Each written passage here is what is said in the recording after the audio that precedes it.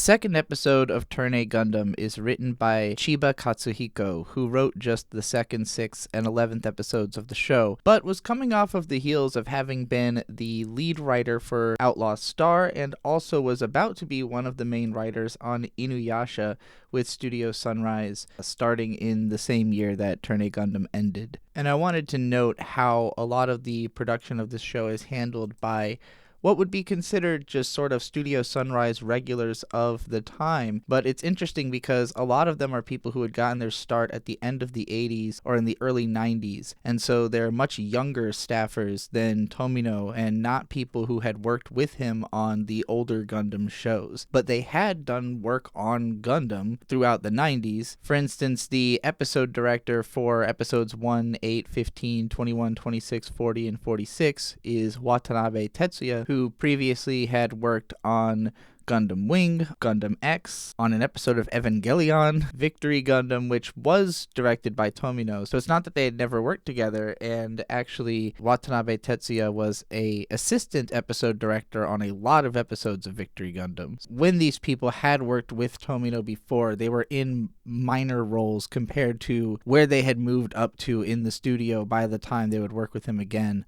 on Turn A Gundam. The animation direction for episode 2 and for a significant number of episodes going forward is handled by Sakuma Shinichi, who is also animation director for a significant amount of Inuyasha. Before this point, had also handled that role on a lot of Gundam X, on a lot of Gundam Wing, a lot of G Gundam, other mecha shows like, and I've literally never heard of so many of these things. Actually assisted animation direction on the Gundam F91 movie from 1991. So again, they have worked with Tomino before on a more minor role than what they've reached at this point. Actually, Sakuma Shinichi's first credit is as a key animator on SPT Leisner, which is one of the shows written by the writer of the first episode that I mentioned, having created a whole bunch of other original robot shows in the 80s. So basically what I'm saying is that this staff is well qualified to create a great-looking Gundam show, which this show very much is. It looks amazing pretty much all the time. There's lots of interesting cinematography and shots that are kind of just to show off in this episode, having fun with the visuals and not strictly packing as much information into every moment as possible, but it is still hyper dense. It still feels pretty similar to the first episode, and I'll note that the first 3 episodes of this show were all storyboarded by Yoshiyuki Tomino himself under a pseudonym, who storyboarded a significant number of episodes personally. And in the case of animation, I do think that the storyboarding can often contribute more to how the show feels than the writing does, because ultimately the storyboard is what all the animation is following. It is what determines the shot compositions. It's, the timing of everything. Like, essentially you write the editing into the storyboard. So everyone who's working on top of that is kind of trying to recreate that. And on some level, the storyboarder is usually working with the writer directly to, figure out what will make sense. But when you're writing out the storyboard is when you're figuring out what dialogue has to be cut, where the timing factors in to make sure that this is a 22-minute episode. So I think that Tomino being the storyboarder literally affects the tone of these first 3 episodes more than anything else, more than the fact that they all have different episode directors, all have different screenwriters, and there's kind of like a cycling that this show does where the first 4 episodes are each handled by a different writer, and then it goes back to the top. The person who handled 1 handles 5, 2 handles 6, and so on, but then they start folding in a few more writers until there's like 6 or 7 total, with like 5 of them being the primary ones. So there's this sense that in order for this show to be as cohesive as it is, everybody very much had to be on the same page about what they were doing. I would imagine that the writing process was more collaborative than it sounds when you frame it like there's a new writer or a new director every episode, because they're all working from the same playbook about what this is supposed to be. It's not like they just went off and wrote these episodes by themselves with no notes from anybody else.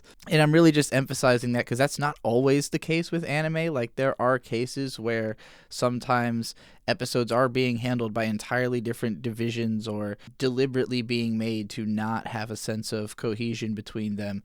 That's not what we're going for here. This show is like very much a unified, cohesive visual effort, which is kind of how Sunrise operates. That's not unusual for one of their shows or for the Gundam series. But again, in terms of just talking about anime, I think it's worth pointing these things out and not taking it all for granted. This second episode is mostly a whole lot of tension buildup to the fact that the moon race is definitely going to show up, and it's definitely not going to go well for the people on Earth. And at the end of the episode, that tension is finally delivered on with an incredibly brutal sequence that I don't know if it hits emotionally, because it kind of is almost predictable, and the episode ends before really letting the characters get emotional about what just happened. But I think it's a great sort of I told you so moment from the show, where it's like, if you didn't expect this, you really aren't paying attention. Before we get into the episode, though, it has the OP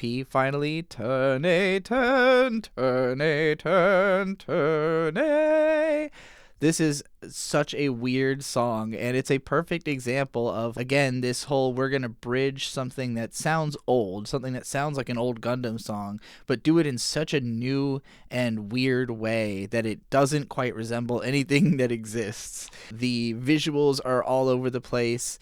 I think it'll be easier to analyze what these visuals mean later into the show, and obviously the song plays at the start of like every episode from here on out, so we have every opportunity to return to it. But for now, I'll just say it looks awesome. It's wild and wacky and weird, and it's been stuck in my head ever since I saw this show for the first time, especially the voice that comes in and just like way dubbed like louder than the rest of the song goes, "Returnee Gundam." I think about that all the time. So when the episode actually starts, you've got a pair of men looking into a telescope, and we see them from above. And I think that's really interesting. There's lots of shots throughout this episode from above, looking down. And it almost gives you this sense like we are the moon race, watching these little Earth people and thinking about how small they feel and how doomed they are. Because we're looking down at these men in their telescope, and one of them tells the other, "Hurry, take a picture." And the other guy goes,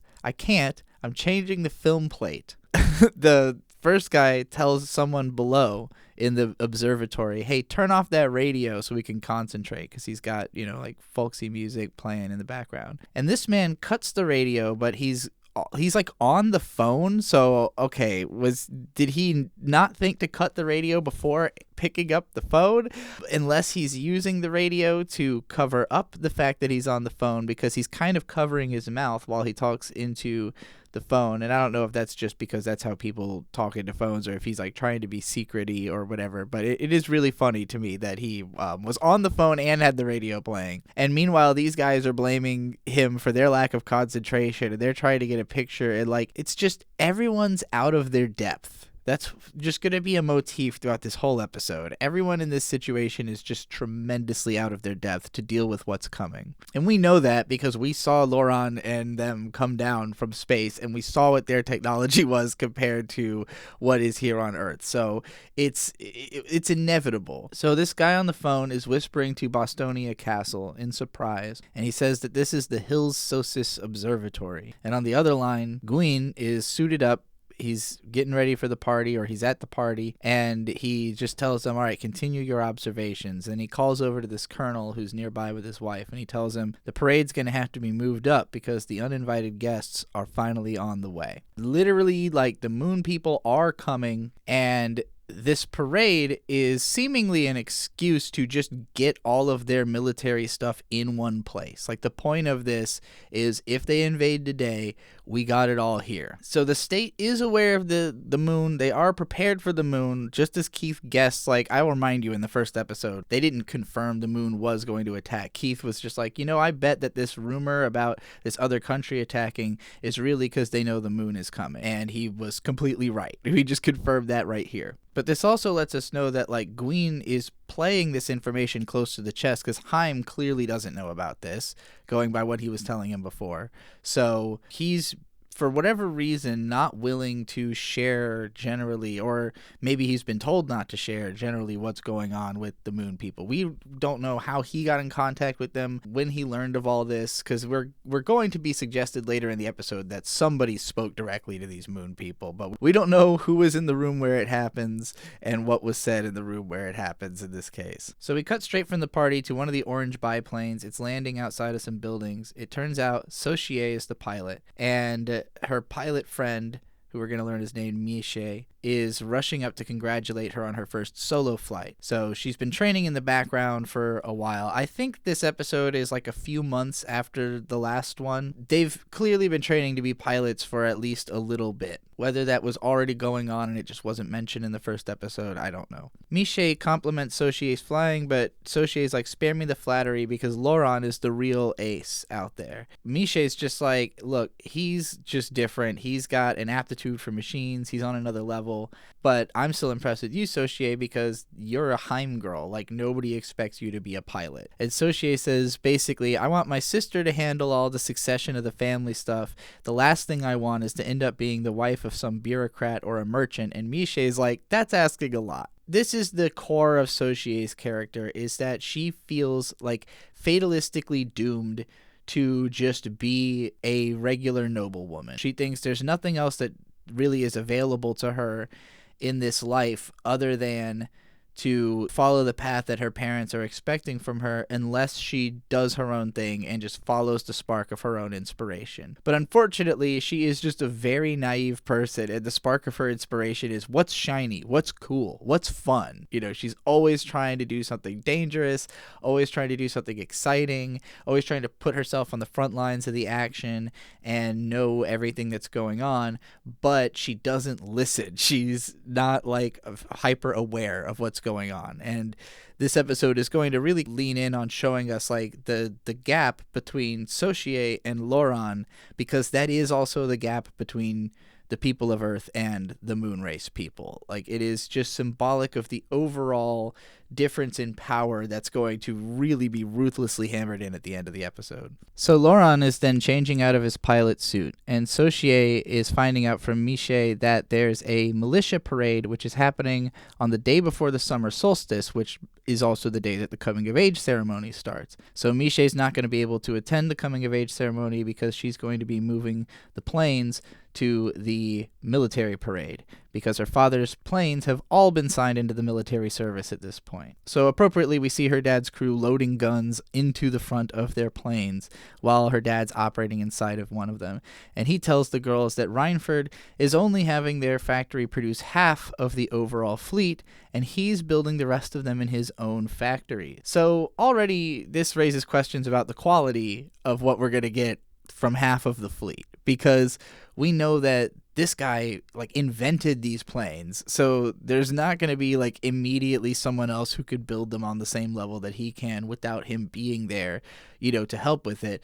It seems like his own mechanics barely understand the plane, and we already heard about how the militia guys aren't very good. So it's not like everyone that Gwyn has hired is on the same level as these mechanics. This is like the best guy. Now Laurent starts making excuses for Gwyn, basically saying, well, it must be hard to fund mass production. But then the mechanic guy is just like, look, we've been building planes here since my grandfather's time, which is an interesting statement, because these planes, like if we're thinking about the history of flight in terms of how fast things evolved in the real world, it kind of implies that like the evolution of planes has just been happening slower in this setting, which makes sense as well because they weren't preparing for war. If like their point was just make the best solo flying planes possible, and they were never trying to make something that's a better fit for combat scenarios, they just don't need to like rapidly evolve. You know, it's only now that this accelerationist character has gotten involved and he's creating this crisis that is more similar to the crises that were unfolding constantly throughout the 20th century and leading to all these advances in planes to happen rapidly. So we kind of have this suggestion that like, yeah, aviation has existed in this setting for some time. Possibly it's been hundreds of years, and they just never felt a need to make warplanes, you know, however long it's been since war was necessary. Now, I do think that there has been war, probably not even that long ago, in the setting because of them having these skirmishes with other countries. Like, they've never fought moonrace people, which is a whole different beast. But these people have experienced combat because there are like decorated soldiers that we're going to see later into the episode. So I don't think that they have never used warplanes. I just think that it's the acceleration became necessary because of this fear of the super advanced technology of the moon people, which the Earth people are not going to catch up with at all. Sochie just giggles about hearing this conversation, and Laurent congratulates the mechanic on finally being able to get paid for their efforts after all this work. And the old man just responds cryptically, "War comes in all flavors." And he says, if they send planes into a naval battle, then the lords of Galia will turn white. So basically, he's honestly expecting that they're going to war with another nation that's just not going to have planes this advanced. So his expectation is, yeah, we're about to fucking mop the floor with these guys because we've got these badass planes and they're not going to know what hit them. And clearly he has not been informed of the true nature of the situation. Also, while he is saying this, his men are like dropping a gun because they forgot to bolt it down into the machine. So again, this is like, if he's not there to yell at them and tell them to fix it, do these things get fixed? Sochie gets in the car complaining that if the parade were only after the ceremony, then she'd be able to attend as a soldier. And then she complains about the heat under her ass from the seat. And Laurent tells her that she should sit in the carriage. This is a metaphor about, like, basically, if you can't take the heat, stay out of the kitchen. She's constantly trying to put herself in the front lines, put herself in the front seat, but she does not belong there because she literally can't handle the heat. And when she asks Laurent if he's hot, he says, "I'm a chauffeur. This is what I do." So of course I'm not too hot. You know, when this whole scenario turns into war, Laurent's prepared for that. He's trained for war. He is a child soldier. Nobody really knows that yet, but it is what it is. Miche is surprised hearing that Sochie plans to join the militia, but Sochie thinks that Laurent should also join, and he's just like, "I'll do whatever Mr. Heim tells me." So then Sochie tries to get Miche to help her to convince Laurent, and Miche's just like, "Look, if you don't get your dad's permission, it's not going to happen." So Sochie gets frustrated, and it's just like, "It's my life. I'll decide how I live it." Now, again, this is her just like spelling out who she is as a character. She wants freedom just for the sake of itself. She just doesn't want to have to do what her father says. So whatever she's inspired to do is out of rejection of the idea of what she's supposed to be. You know, she wants to be a warrior because that's the opposite of what is expected of her. Now, in this sense, people are actually giving her a lot of leeway because they could just not let her be this way. Like, they could hold her down. And granted, she's a difficult person, but I think that her parents have ultimately just kind of let her develop her own sense of self because they're really relying on Kihel to be their more upstanding daughter. And maybe they think that Sochie is just going to grow out of this as a phase. But war is a scenario where childishness, you have to lose it real quick or else it's going to cause a lot of problems. And we're going to see that with Sochie, don't you worry. In this situation, Miche can't even like power through the stubbornness. She's just like, "Well, good luck, Laurent," and then like hops off. So then we cut to this dramatic sunrise over the plains with the epic Yoko Kanno music playing, and Laurent's resting next to his bicycle. I guess he probably rode up there the night before just so he could like sleep in his bag under the sky and see the sun in the morning. Awesome lifestyle. And given his proximity to those Spire Mountains, I'm thinking he probably was also checking up on the flat out here again. And he's just blown away by the beauty of everything. He's laughing, very relatable. And similarly to how he shouted at the moon before, this time he declares into the sun, "It's the day of my coming of age ceremony."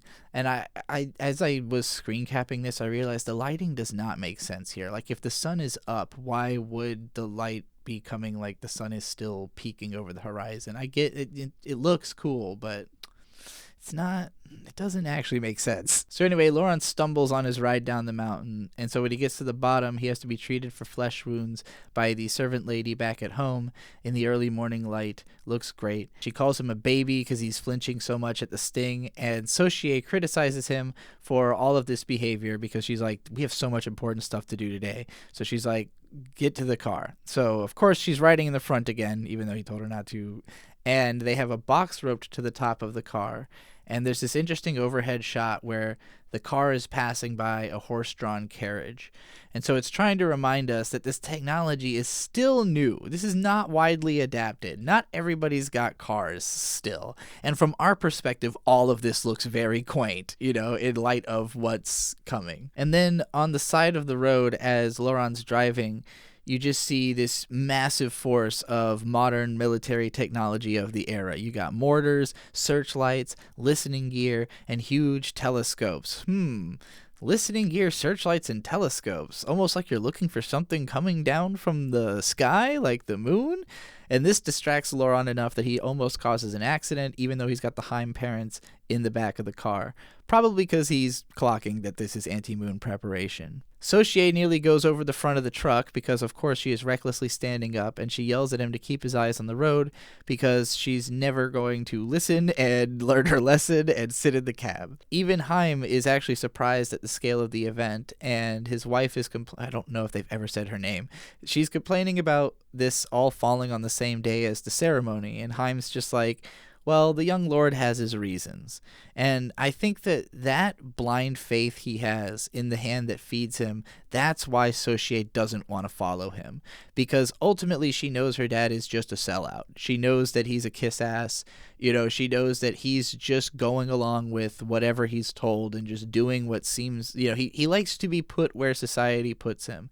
And it's also why him and Loran have such a strong relationship, because Loran is deliberately doing that, but Loran is suspicious, and Sochie is the only person suspicious of Loran, the only person who recognizes that this is still a suspicious guy, even if she is mostly intrigued by it and likes him. She likes that he's suspicious because it's mysterious and different. She's the only person who can even tell when things are wrong because her dad is just so blinder on. Whatever, I'm still making a lot of money, so everything's going good. Loran parks the car outside of a building in the city where it looks like a purple version of Gwyn's new car goes by. So even if there are some people who don't have cars at all, there's also now mass-produced versions of Gwyn's car here deep in the city of Nocis, which is actually where the castle is, we're going to learn later. So, basically, this is the hub for this country. Sochie's parents are explaining to her that this building doubles as a company dormitory, and she's like, well, it's remarkably quiet for being on Main Street, which is because they're so high up. And then she also asks if it isn't a bit big for a dorm. And Kihel is here, and I guess she's changing into her dress for the dance. Apparently, this is where she's moving into to attend university. And Sochie proposes that Kihel has lost weight. Kihel denies this. Loran's like, wow, she looks more like Queen Diana every day. I think probably this was just a way to remind us of that. Doesn't really mean anything to this scene. It's just like, in case you forgot from the first episode last week, he thinks that she looks like Queen Diana. Sochie also reminds us that she's jealous of Kihel's making her social debut by just saying so. But Kihel reassures her that once she's 17, she's going to be invited herself probably.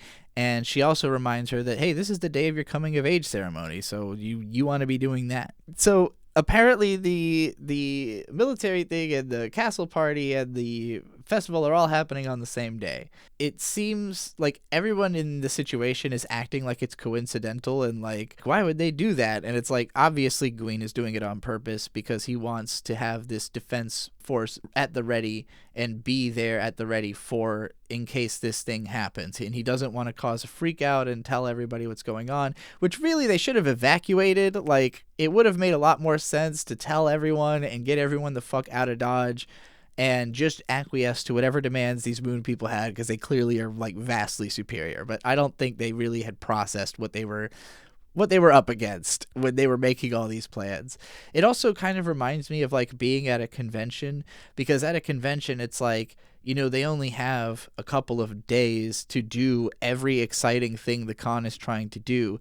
And if there's something that is like the most exciting thing, they know everyone at the con is going to want to do that. So they tend to double book those. The two most interesting things, you have to pick one. So you can't go to a con thinking, oh, I'm going to do both of the most interesting things. Like, no. You're going to be able to do one thing per day, per hour, or whatever. So yeah, that's what this reminded me of. Kind of a tangent. Sochie asks Kihel what university's like, and she's like, I haven't even started yet. I don't know. But she expects that she's just going to be taught stuff she already knows, and she would rather just go get a job, which makes her mom really mad, and this entertains Sochie, because Sochie's clearly broken the hold already on her identity, whereas Kihel has to still be the way that her parents want her to be. So then Kihel starts begging her father to help her get a proper government job, and he's just like laying on the bed like zonked. He's like, man, this room could use some artwork. Kihel's like, Dad, please, I need a job. And he's like, there's plenty of part-time work. And she's like, I want a real job. And he just like laughs. And Sochie's like, you need to stop talking about this because the parade is going to start and we need to get there. And Laurent apparently won't be joining the rest of the gang because he's not allowed to enter the VIP area. So Sochie is like, oh, are you going to use this chance to see your friends from Noctis? And he's like, no. He is going to see his friends from Noctis, but he is a liar. So we cut to this massive military parade. This event that's just normalizing and making exciting and fun the sight of war stuff. You even hear a child at one point be like, I want to be a soldier when I grow up. Because, like, it's just a big, fun, cool event of look at all this gear, look at all this stuff, listen to the music. It's cool, it's fun, it's awesome.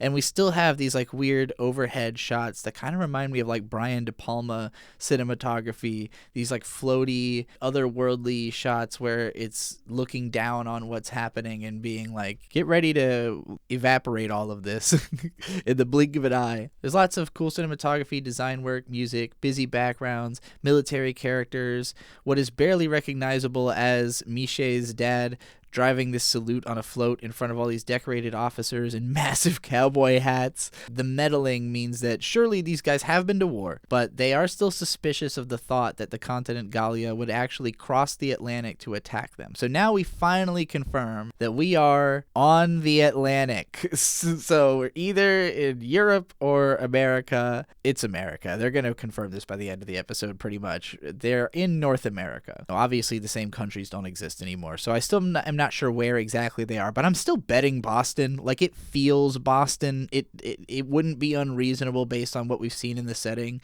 aside from those specific Spire Mountains, to think that that could be Boston. And there might even be an explanation for those fucking mountains. Who knows? It's been 20,000 years. We are reminded that Haim's wife is like, I don't know about all this military stuff, and Haim's just like, nah, this benefits me, so I'm all in. Kihel is grilling Sochie about joining the militia.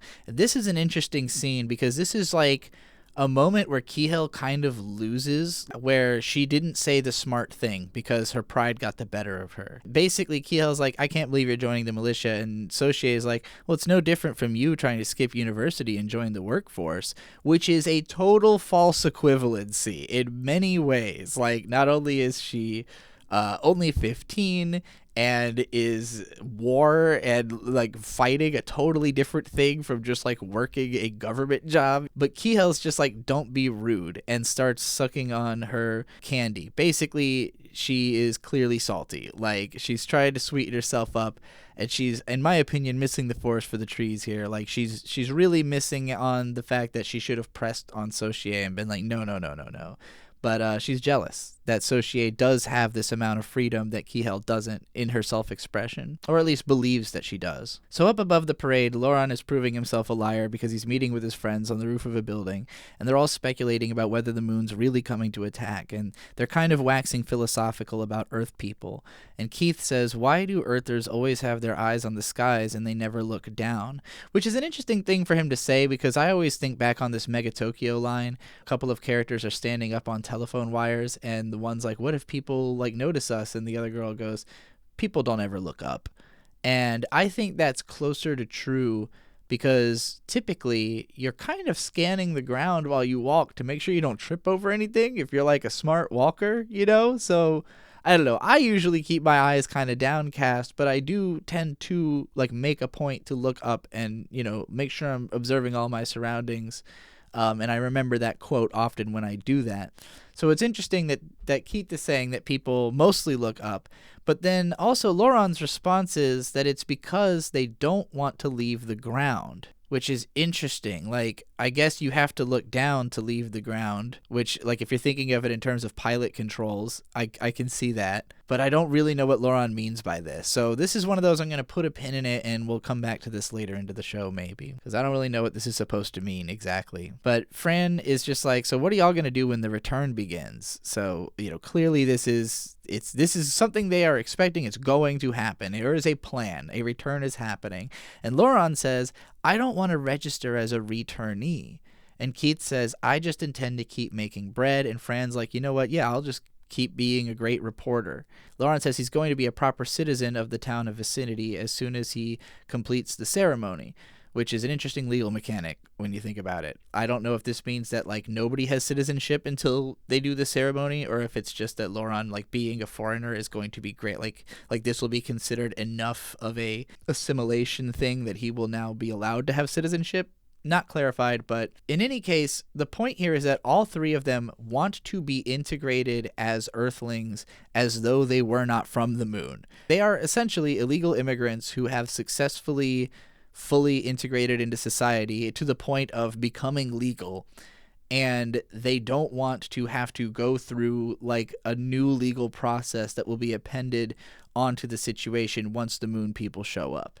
So their hope is that even though they are literally working for the moon on some level, even if they might just be scouts, it's unclear if they have had any means of reporting back, or like if there is a time at which they are expected to report back. But none of them wants to be seen as moon people. They just want to disappear into the life that they've built for themselves on Earth. How naive. Why do they think they'll have a choice in this matter? I don't know. So anyway, a fleet of the new planes is going by overhead, and Sochie is like, oh, Miche's flying one of those, and Loran's wondering if these planes really will end up trying to fight against Diana Counter. Like, if the moon people show up, that's our special forces. Will these people really try to fight us? And Fran's like, these are just defenses for the Galia airships. Like, this is not meant to try to fight the moon race people. Because that would be insane. Like, from their perspective, they're like, that would obviously not work. So they can't even imagine that that's what's actually the plan. It's actually the plan. So Loran's like, Diana probably won't show up in the first wave of returnees anyways, right? And Keith's like, I think she'd be the last person to show up. The fact that they even are speculating and don't have like a clear sense means like they don't really know what's going on. Like, they kind of are, they're imagining. They're not sure what's going to happen. And so Keith's like, what is the coming of age ceremony anyways? And he's like, I have no idea. So I guess he really did get kicked out. He did not see it last time, but he thinks it's more interesting to go in blind. So then the conversation is ended by the sound of hearing a gun salute, and they see colored blasts in the distance, and we cut from there, from the artillery to the Bostonia castle party. And I just got to mention, again, there's more of these sweeping Brian De Palma shots that just are really cool. And we go through all these fancy types of people on our way to Gwyn. And there's this one woman who's mocking this other woman because she's like, oh, you take your summer trips to Canadan? Yeah, not Canada, but Canadan? Where apparently up there it's still all carts and horses. So remember, all this technology that we've got popping off in the city is new. Just people have not adapted to this yet. And this is our first confirmation that we are in fact in North America, and apparently there is something like Canada. It's called Canadan, but it's still up there and it's still the same place and it still has the same reputation. But also you'll notice at this party that there's like extremely modern looking electric cooling fans. Because, again, this is one of those things that's like, it's easy to invent. It's easy to imagine that, someone's going to recreate that concept or like find that concept in waste of old civilizations and easily understand how to use it or whatever the case may be. But it's one of those things where it's like, wait, that didn't exist in the 20s, but it does make sense, and I love that stuff in this show, the weird collage of technologies. So Gwyn, somebody's like proposing something to him, and he's like, yeah, sure, whatever, I'll consider it. And he goes looking for Loran, or Laura, as he calls him, and he finds Laura looking for Haim and is like, hey, secretary, go find Haim. And Loran, by the way, what if you came to work here at the castle? So he's like clearly trying to get him closer into his personal circle. Loran's like, this city Nocis is too much for me. I'd rather stay in vicinity. So Gwyn's like, okay, well then I want you to get a job working for this guy, Mr. Sid. He's a prospector. Have you heard of him? And he's like, yeah, I've heard of him. And then Kihel hears this conversation and is like, hey, if you're giving out jobs, what about me? I want real world experience. I don't want to learn old stuff from old books.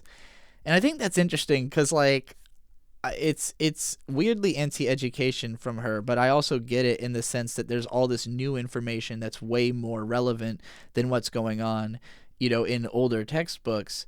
But there's also an element of like, well, you got to learn history, like you at least got to learn, what the stuff was in order for you to understand how it got here and how to prevent it from going the wrong way going forward. But yeah, I understand her mindset, and obviously Gween is like on board with her. He's like, yeah, accelerationism, of course. Then Haim shows up and he's like, okay, I'm taking Sochie and Laurent off to the festival. My wife and Kiel are going to hang out at the party into the night.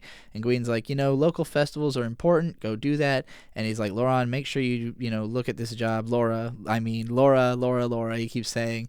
And then they shake hands, and Laurent just seems like really refreshed about this interaction. He's leaving with Sochie and Mr. Haim, and then Kihel finally just point blank asks Gween, why do you keep calling him Laura? And Gween's like, I don't even really know. I just think it's a better fit of a name. Which, from my perspective, I was like, man, if some like really hot guy I thought was cool had just started like calling me a girl name insistently and I didn't want to correct them, I could see that having started my transition in my late teens.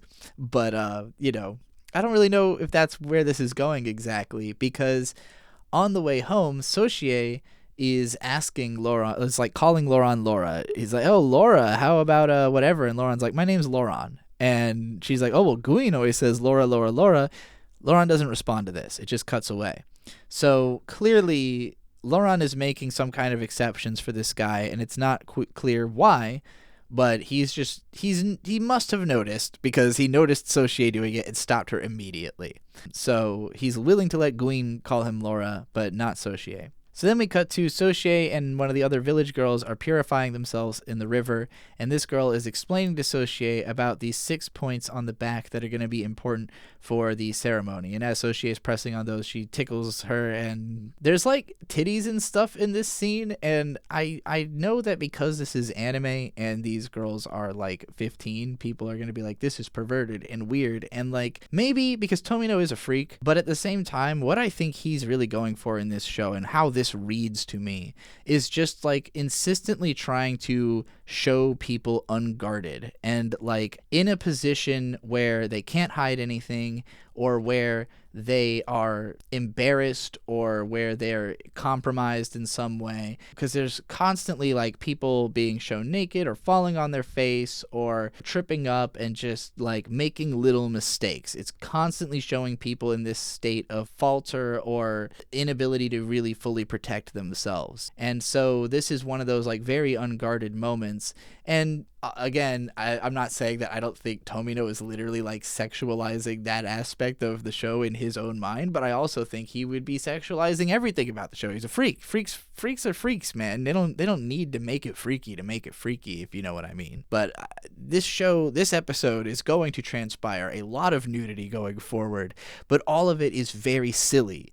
Like, it never comes off as being there for any kind of sexual gratification. It comes off as being there to shame and embarrass the characters, but also like have them fight through that to still do something cool. Especially Laurent at the end of the episode being naked when he gets into the Gundam. Like, there's clear logic here that goes a lot deeper into emotional realms than just like, hey, look, girls naked. Like, I don't think that's what's going on here. We cut from there to Laurent in his ceremonial garb. Haim is redressing himself, and he's explaining the nature of the festival. And apparently the idea is that once you've done the 6 marks, this ritual that starts off the whole thing, after that you can do whatever you want in front of the white statue all night. So, it is meant to be like a rambunctious crazy party, because you've all just become adults. It's like a bachelor party for becoming an adult, I guess. But you have to do this thing where you put these 6 marks on one another's backs. And the reason is that the priests who had worshipped the white doll apparently had these marks. And Laurent's like, well, why did they have them? And he's like, I don't know. The legend goes that way, so that's what we do. Again, he's just the guy who goes with the flow. But he tells him that the men are not supposed to know how the marks get left. Only the women know this. The men are just supposed to catch a girl's attention and then go through with the ceremony. And we're going to figure out why this is later. It's a pretty funny reason. But I appreciate the mysteriousness of this build up here. So then we get the eye catch. And then the festival unfolds basically the same way as before. There's a couple of even reused shots just to make sure you know. This time Sochie's on the statue, so it really just seems to be the daughters of whoever's the richest guy in town, gets to do it. Whatever girl's got the most wealth and is a part of the ceremony is probably going to be the princess thing. And it's also funny to realize that the outfit was not a part of the ceremony. Like, Sochie's in a totally different outfit. So Kihel just likes the blue and white aesthetic. That's a her thing. She's stuck on it. So Laurent's helping carry the statue. He's having a blast. Haim's like, oh, I wish the missus could see this. And so we cut to the party, and Kihel and Gwyn are just dancing. They're having a good time. And he's like, you're really into the new age, right? And she's like, well, I also like dancing. And he's like, I'm going to show you something later. So then back at the festival, Sochie is like, it's time to place the 6 stigmata on the back of one of your backs. And all the boys just they're acting crazy. Like, they're all just trying to draw attention, so they just start making noises and beating their chests and being ridiculous.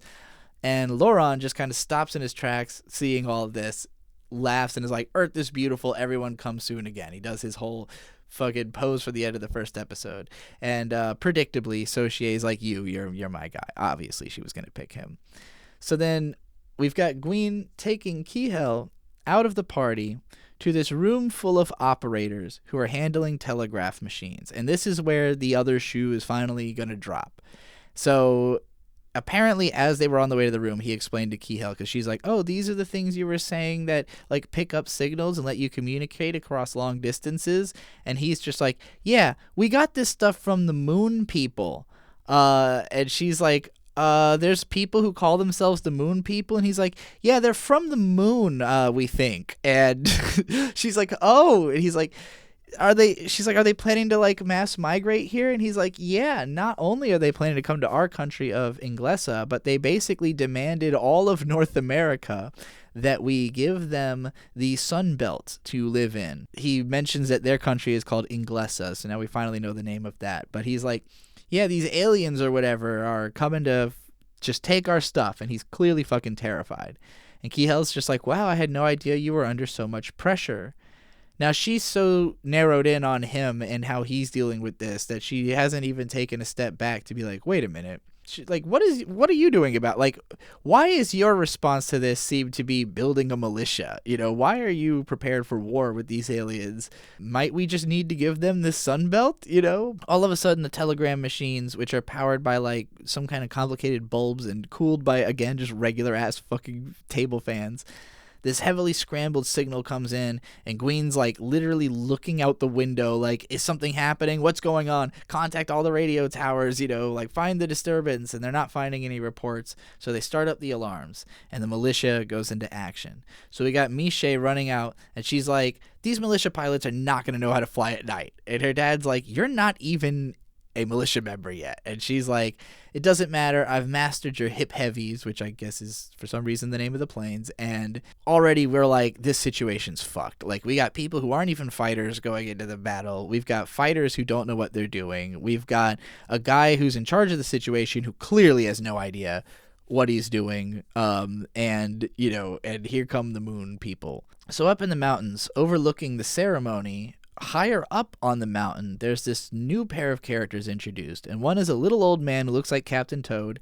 and then you've got this maybe Native American dude who refers to the old man as Sid, so now we know that's the guy who Laurent's supposed to go work for, and they're both carrying pickaxes. Even though the Native American looking dude is looking like he's wearing, like, traditional jewelry and stuff, he's like, hey, how do you feel about this kind of religious thing in a time when, like, airplanes exist? Like, clearly looking down on this. And Sid's just like, well, it takes more than reason to make the world go round, which I love as a statement and as a theme for this show to explore. We're definitely going to be tackling that a lot.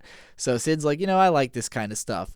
But then he's also matter-of-factly disrespecting it in the sense that he's like, this is the perfect time to prospect because nobody's on the mountain. Adults are not supposed to be here, so he's clearly going against the social order and just doing his own thing for his own benefit, even if he appreciates the social order as something that he understands. So I like this guy. He reminds me of myself. Down in the ceremony, Sochie is trying to hurry Laurent through the procedure of applying the marks on one another's backs, using whatever's in the sack that she gave him before. And so they're facing opposite directions. They have to take their clothes off. They're just in their shoes. And Sochie, of course, is glancing back, but she notices Laurent's wearing the goddamn fish toy over his ass on a string. And she's like, I can't believe you brought your toy. And he's like, well, I thought it would be the last time, so I wanted to bring it with me. And then he opens up the thing, and it's full of live leeches. Now, Sochie knew this, of course. The girls are apparently told, or at least she was told. Laurent's freaked out, which is probably why the ritual's handled this way, because obviously boys are pussies. So everyone below is watching this play out, and they're like, oh my god, it's leeches? This is what's happening? Or they're like, yeah, it's always been this way. And Laurent's just like, if I don't do this, do I not become an adult? And Sochie is like, you're already 2 years late, buddy. You gotta do this. So he's fumbling through it. He's totally uncomfortable. But Sochie and the crowd are all egging him on. This is like becoming a trauma scenario. And Sochie is like, look, the white doll is watching us. It's making sure that you can last like a man through an all-night festival. And so he's like, all right. So he's laying the leeches on slowly, and then they hear explosions. And they start seeing lights in the distance. And they're like, it looks like fire. And Laurent's like, oh, yeah, that's in the direction of Nocis. And Sochie's like, it kind of looks like the whole city is on fire. And searchlights are going up, and Laurent's spilling the leeches, and he's realizing, oh, it's happening. So then the hip heavies are firing on and largely missing this enormous mecha that kind of looks like one of the Zentradi landers from across. It's got this bulbous head/torso with these jet wings on the side and a massive human legs. And it basically like jumps into one of the planes and blows it up. So immediately we've got people dying. Like, we already know this situation is FUBAR. Like, we've got a town in flames. We got planes going down. War is happening. People are dying. It's gotten serious instantly because that's what this show's about. So you got this huge woman, very serious looking, piloting this mecha, and she's just like, I can't believe these people are trying to do this. Like, what is going on? These people are vile. She tells her cohort, Benjamin, hurry up, turn back, pacify Nocis, and I'll keep watch over here in the west. And he's like, but the militia's coming to intercept us. And she's like, this militia is nothing. Go do what I said. So he's like, all right. So he goes over. So then Miche flies in, and she's like flying around the mecha. They're not attacking smartly, just kind of looking at it. And there's these really interesting shots throughout this scene where whenever we cut into the pilot of the mecha, like the borders of the frame go in just to really frame in on the character's emotions. And sometimes it'll even change more than once to like reflect the quick changes in the emotions that are happening in a scene. I really like this. It drew me into the action in a bigger way. So Miche is like, oh, the militia's flying in. They're going to attack. And so, of course, the militia starts firing, and their bullets are just bouncing off of this thing. And then she busts out the laser cannon. And it rips not just through the militia planes, but it cuts a hole of fire through the forest, through the town vicinity, obliterates the train, and crashes all the way into the side of the mountains where the shock is finally absorbed, and it causes an earthquake for the ceremony happening miles away. So this is where we really get the message. The moon race could easily wipe the entire dinky Earth civilization off of the map in seconds if they wanted to. And probably will if they keep attacking them like this. And so the kids are all like, do we go down the mountain? And Laurent's like, that was an anti-starship beam. I know this because I trained with Diana Counter. And yeah, like, it gives this sense of like, you realize that when technology actually reached the level of war in space, where you have city-sized space cruisers firing on one another, they need lasers that can destroy a city in an instant, and that's what they have, which these people have never even conceived of, this level of violence, because they can't even imagine needing that. Sochie is like, we got to continue the festival. And Laurent's like, and then the white doll awakens from the shaking. And all the rest of the teens see what looks like Laurent and Sochie getting buried under the rubble. And they're like, they're getting buried, and they run away. But Laurent's actually protecting Sochie from the falling rocks. And the doll is fully, emerged, and the cockpit opens up. It's literally on the cock of the robot, because why not? it's showing signs of operability. And Sochie quickly dresses herself. Laurent, of course, not thinking to do this, just goes into action all naked in his booties and his trusty cock-shielding fish toy. And as soon as he gets in the thing, it's like, comes to life. And he's like, you need to get in here, Sochie. It'll be safest in here, because he knows what this thing is, kind of. So they get in. It comes to life, starts getting up, lifting its own beam rifle all by itself. It's on autopilot. Laurent's like, I know this is a mobile suit. I can't figure out how the fuck it works because the technology is completely different from the moon technology. So you got the moon race fighter who starts just sees it, is like, that's a fucking mobile suit. And she just starts launching rockets. And the Gundam is automatically countering all these rockets, but it's causing all these explosions everywhere. The town's just getting wrecked. And White Doll returns fire, and it barely misses, but it damages the enemy mech. And she's like, that thing could kill me. Like, if that actually hits me, I am dead. And so, they're firing on each other, and it's just the beams are ripping through the buildings. They're ripping through the sky above Bostonia Castle.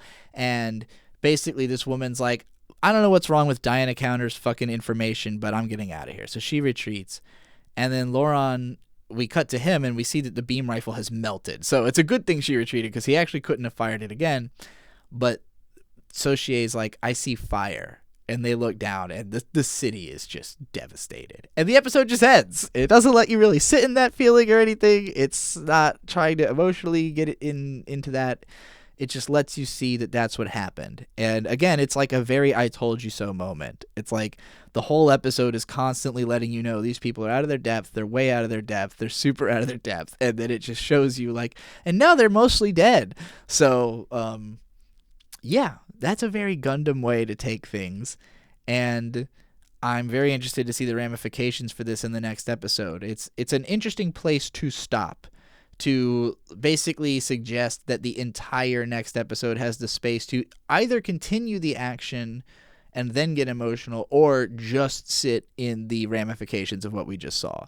But yeah, I thought it was kind of awesome the way this episode built up towards this, where the whole time there's this sense of kind of dread, is like, oh, I'm starting to like you all. I wish you all weren't so, ignorant of your situation. But then at the same time, the situation is now totally different because they have the White Doll. And obviously there's a level on which you might have thought, well, obviously that thing is going to wake up and this is going to happen. But it didn't happen quick enough for there not to still be like a tremendously devastating start to the battle. But it does kind of make it so it's possible that'll never happen again. Because if this mecha is that much better than the enemies, it's possible that it single-handedly can prevent this disaster from getting worse. I don't think that's going to be the case, but it is an interesting place to leave us, and that is kind of how the original Gundam was as well, is that Side 7 colony would have just simply fallen if Amuro didn't pilot the Gundam, and the Gundam wasn't itself so OP that even a newbie pilot could use it to totally wreck shit. In this case, it was just autopilot, so it wasn't even a case of Laurent being awesome, as just the mech itself is awesome. It also, there's this kind of suggestion of autopilot, for that to even be a thing, it's kind of like, oh, it has a mind of its own, and there's this idea that it's supposed to be this god. So the fact that it just kind of sprang to life and defended the city is symbolically interesting. It's not really a place Gundam has been in before, even though literally it's what has happened before. This is symbolically different because it gives this sense that the Gundam is some kind of sentient god that has come to defend them, and that will be important. That idea will be important because Returnee Gundam might be semi-sentient. It's a little unclear.